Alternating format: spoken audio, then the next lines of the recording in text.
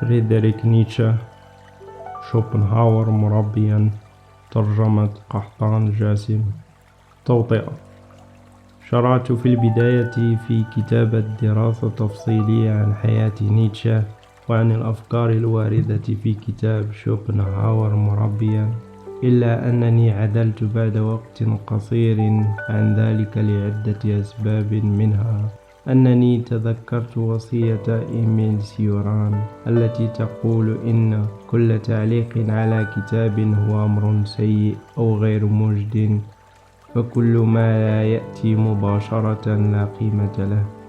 والثاني هو أن الكتاب حسب رأيي يحمل فيما طرحه بعض المفاجآت للقارئ، إذ سيجد فيه ما هو مختلف عما قرأه أو تصوره عن نيتشه، ولهذا فضلت أن أترك للقارئ متعة القراءة والاستكشاف الذاتي لأفكاره، بدلا من طرح التصورات المسبقة التي قد تشكل إعاقة لهذه المتعة، خصوصا أن الكتاب الراهن يتحدث عن فريدريك نيتشه ذاته أكثر مما يتحدث عن شوبنهاور وأفكاره، فلم يعرض الكتاب لأفكار وحياة شوبنهاور أو تطوره الفكري، بل يبرز بالأحرى أفكار نيتشه بالذات، كما كشف نيتشه في واحدة من رسائله المهمة إلى صديقه باول ديوسن في بداية آب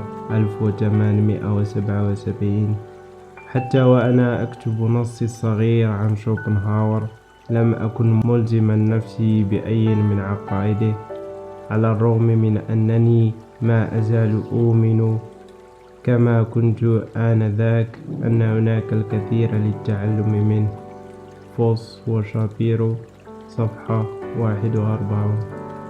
إضافة إلى ذلك فإن الكتاب ذو حجم صغير نوعا ما، وتحميله بمقدمة طويلة كما يحصل أحيانا قد تشتت أفكار القارئ حول الموضوعات التي طرحها، ولهذه الأسباب مجتمعة فقد أرتعيت أن أكتفي بهذه التوطئة القصيرة عن الكتاب، تاركا للقارئ أن يبحر وحده في أفكاره وثيماته. عثر فريدريك نيتشه على كتاب شوبنهاور العالم إرادة وتمثل عن طريق المصادفة في دار لبيع الكتب القديمة في مدينة لايبزيج الألمانية، وعندما انتهى من قراءة الكتاب في نهاية أكتوبر عام 1865 كتب في أوراقه الخاصة بحماس: هنا يصرخ كل سطر عن رفض ونكران زائد للذات وترويض للنفس. هنا رأيت مرآة لمحت فيها العالم والحياة وروحي في تمجيد رهيب. هنا نظرت إلى عين الفن الشمسية اللامبالية كليا. هنا رأيت المرض والعلاج، المنفى والملاذ، الجحيم والجنة. بيشوب، صفحة 82.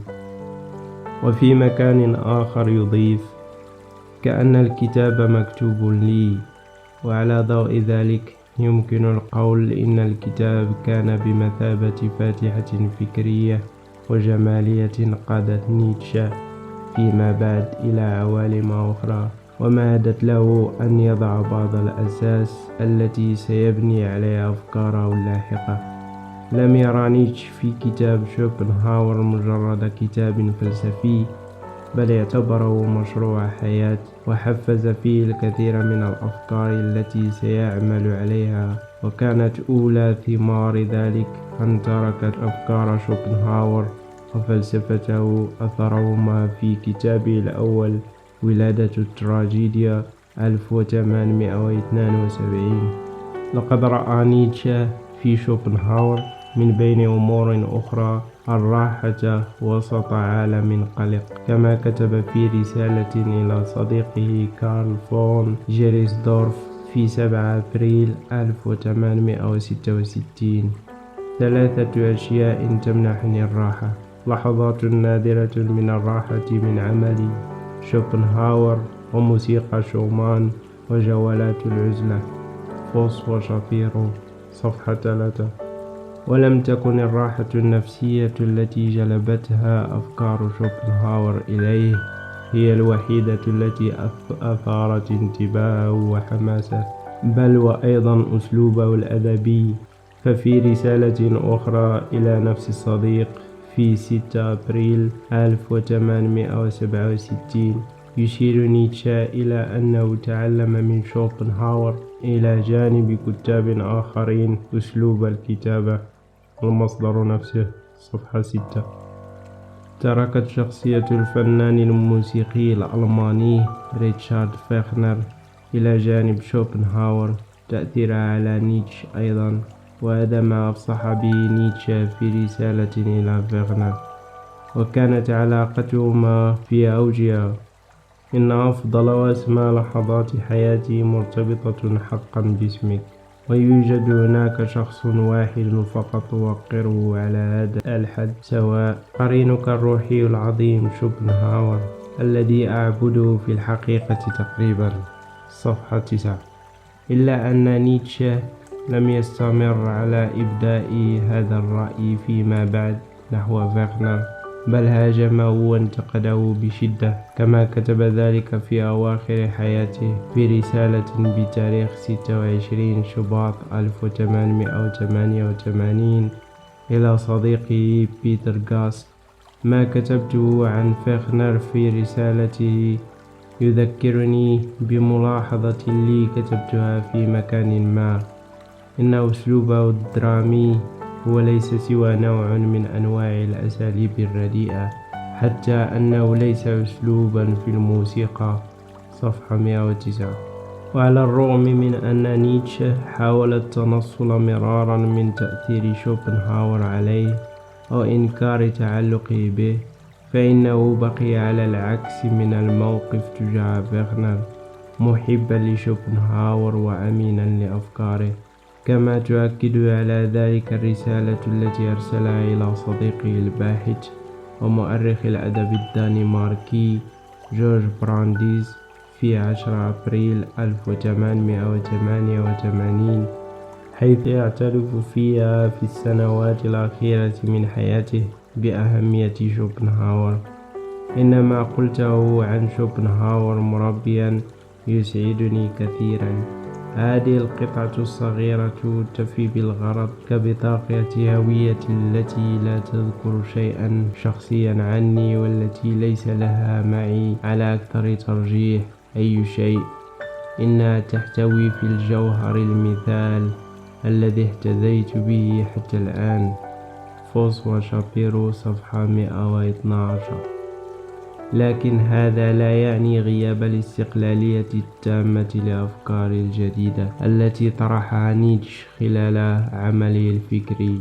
رغم تردد صدى أفكار شوبنهاور في العديد من كتاباته، يمكن ملاحظة التأثير الذي تركه شوبنهاور على نيتشه في هذا الكتاب الذي نترجمه إلى العربية، وهو واحد من بين 13 نصا كان نيتشه قد خطط لكتابتها، إلا أنه اكتفى فيما بعد ب4 منها وتخلى عن الموضوع نهائيا، كما يوضح نيتشه في الرسالة التي ذكرتها أعلاه إلى صديقه جورج برانديز، حيث يقول فيها إنه كتب هذه النصوص بين 1872 وصيف 1875، وكان من المفروض أن أكتب 13 نصا، إلا أن صحتي للأسف قالت لا.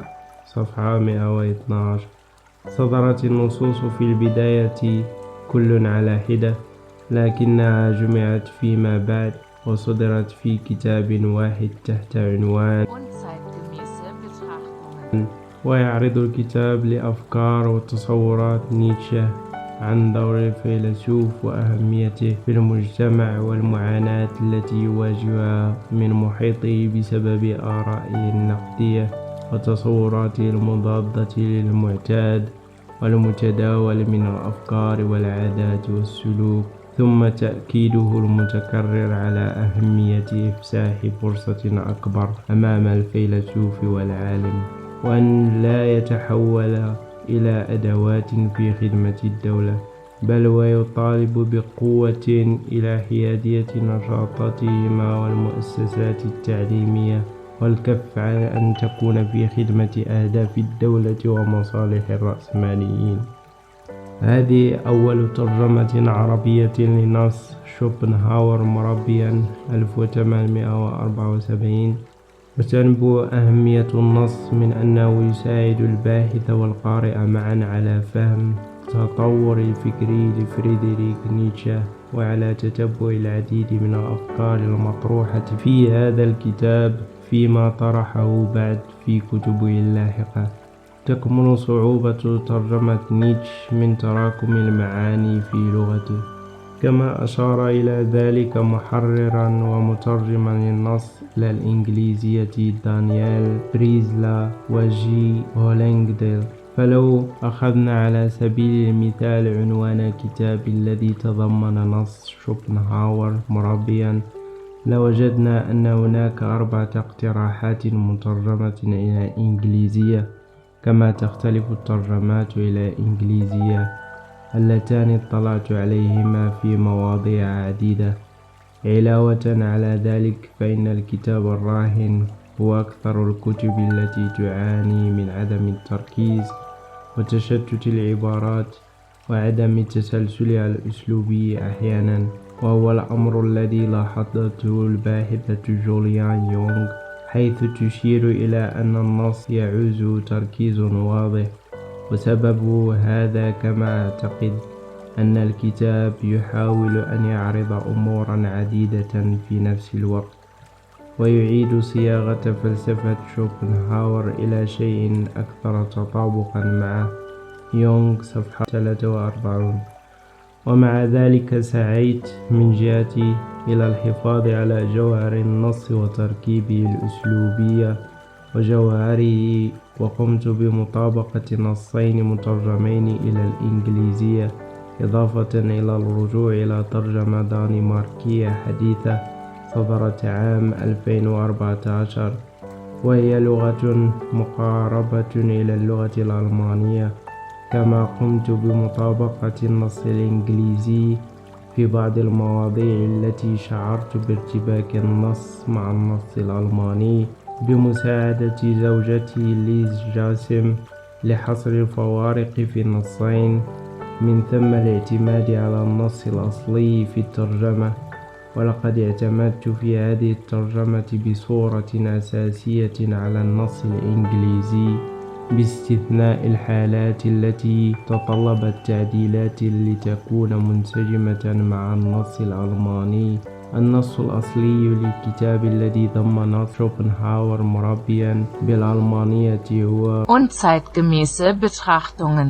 أما عنوانه بالإنجليزية فهو Untimely Mediation. أما النص في ترجمة الدنماركية فقد صدر منفردا تحت عنوان شوبنهاور مربيا. Schopenhauer som opdrager. ورغم أن الكتاب لم يلقى اهتماما على مدى سنوات مثل ما لاقته أعمال نيتشه الأخرى من قبل الباحثين أو المترجمين العالميين، فإنه لقى في السنوات الأخيرة اهتماما متزايدا من لدن الوسط العلمي والقراء على حد سواء. ولهذا أرى أن ترجمته إلى العربية قد يساهم بإلقاء ضوء جديد على فكر نيتشه، إضافة إلى أنه يمثل خدمة للثقافة العربية.